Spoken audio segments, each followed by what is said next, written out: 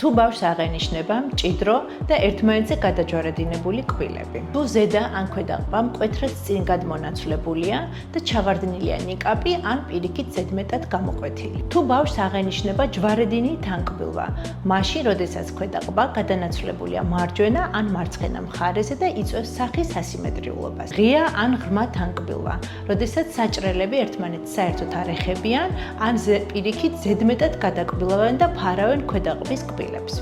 გარდა თვალსაჩინო ნიშნების ზოგჯერ გამოიხატება ფუნქციური დარღვევებიც. ესენი არის მეტყველების, ღეჭვის, ყლაპვის და სუნთქვის ფუნქციის გაწნილება. არასწორი თანკბილვა აისახება არა მხოლოდ პირის ღრუშჩამრთელობასა და ადამიანის ზოგად მდგომარეობაზე, არამედ დიდ გავლენას ახდენს ბავშვის თვითშეფასებაზე. ასეთი პრობლემების აღმოსაფხვრელად კლინიკა მედიში არის მკურნალობა როგორც ბრეკეტ სისტემებით, ისე ინდივიდუალურად შერჩეული, ფიქსირებული ან არაფიქსირებული კონსტრუქციებით. მოზარდობის ასაკში ჩატარებული ორთოდონტიული მკურნალობა არის ხანმოკლე და ეფექტური. ასევე ეს განაპირობებს უკვე ზრდასრულ ასაკში ჯანმრთელ და ლამაზ ხიბილს.